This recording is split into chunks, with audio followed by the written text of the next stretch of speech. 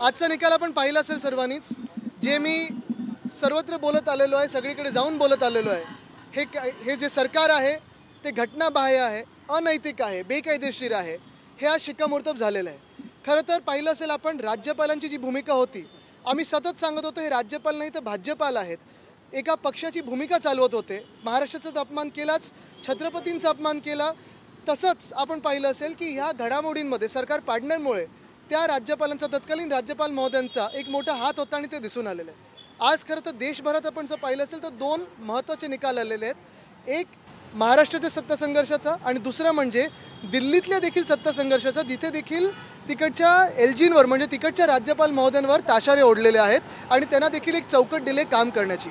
मुळात राज्यपाल हे जे ऑफिस आहे, गव्हर्नरचं जे ऑफिस आहे, हे आपल्या देशात कदाचित हुकुमशाही चालवण्यासाठी वापरलं जातं आहे का, हा एक विचार करणं गरजेचं आहे. संघराज्य जी आपली एक इथे आपली परिभाषा असते किंवा फेडरेशन बोलतो आपण ज्याला, युनियन ऑफ स्टेट्स बोलतो, तर राज्यांचा काही अधिकार ठेवला आहे की नाही ह्याच्यावर एक महत्त्वाचा विचार होऊ शकतो. तिसरी गोष्ट म्हणजे ज्यांनी ऑर्डर वाचली असेल, बारकाईने जर ऑर्डर वाचली असेल, तर जे 40 गद्दार आहेत त्यांचा 2-3 महिन्याचा खेळ उरलेला आहे. ज्या मिनिटाला इकडचे स्पीकर जे विधानसभेचे अध्यक्ष आहेत ते हिअरिंग घेतील, हे 40 लोक डिस्क्वालिफाय होतील म्हणजे होतील, ही आम्हाला खात्री आहे, कारण संविधान ते सांगतं.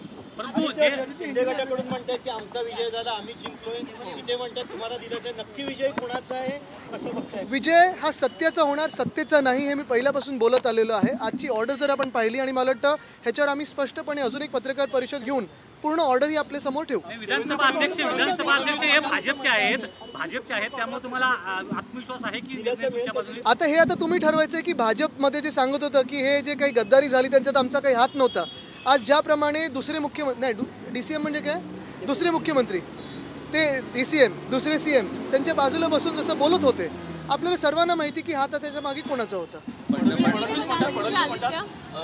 नैतिक असतील तर त्यांनी तेव्हाच राज्यामध्ये आला होता, बाहेर पडला होता आणि एकंदर भाजपसोबत ते मला वाटतं ते नाही तुम्हाला सांगतो काय आहे की उद्धव साहेबांबद्दल ते बोलत नव्हते, आपण चुकीचं इंटरप्रिटेशन करताय. त्यांच्या बाजूला जे बसले होते त्यांना ते एक इशारा देत होते की आता जर ह्या सरकारमध्ये लाज उरली असेल, नैतिकता उरली असतील, तर ह्या सगळ्या ताशारे मारल्यानंतर कुठेतरी घटनाबाह्य गद्दार मुख्यमंत्र्यांनी खोके सरकारच्या राजीनामा देऊन निवडणुकीला सामोरी जायला पाहिजे, ही पूर्ण महाराष्ट्राची जनता आज बोलत आहे.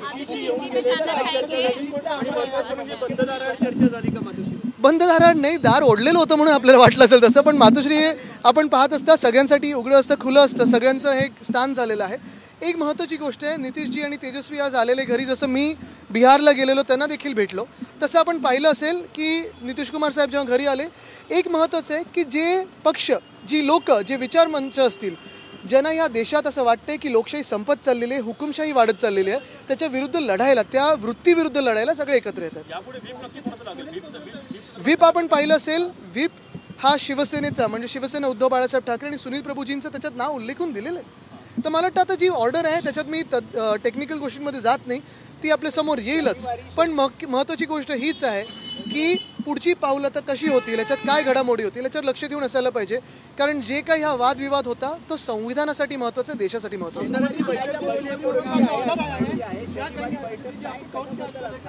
आता शनिवारसाठी थांबा तर आता मला निरोप येईल, मी पण आमदारच आहे. हिंदी आप क्या एक्सप्लेन करना चाहेंगे? और ये भी कहा गया है कि उद्धव ठाकरे को